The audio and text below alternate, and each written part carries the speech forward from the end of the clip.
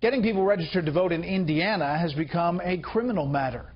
Senior correspondent Shawn reports on a massive investigation into alleged voter fraud in the Hoosier State. Indiana State Police raided the group, the Indiana Voter Registration Project, in an investigation of alleged voter registration fraud that has grown to 56 counties. Officials say they discovered phony names, false addresses, and misleading information on some of the applications turned in by the group.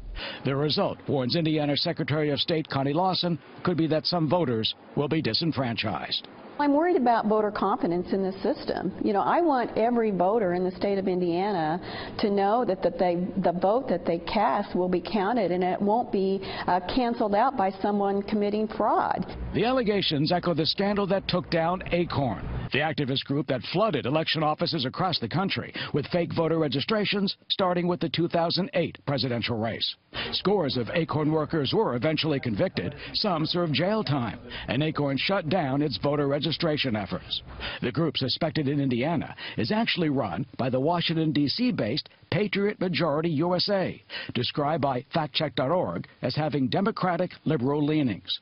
In a statement, its president, Craig Verhoeven, blames state officials, saying in part, quote, "The raid is part of a partisan effort to rig the election by suppressing the rights of tens of thousands of African Americans to vote this November, an effort to deny 45,000 African Americans their right to vote."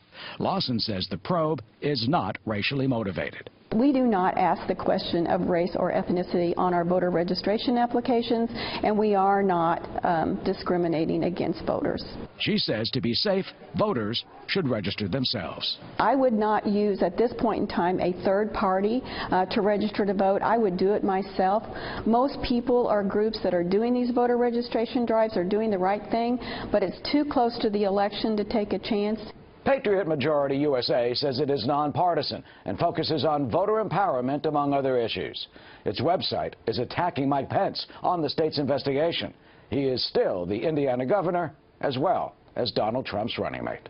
Brett. Shawn in New York. Thank you. Will have another voter fraud story Sunday night on Special Report.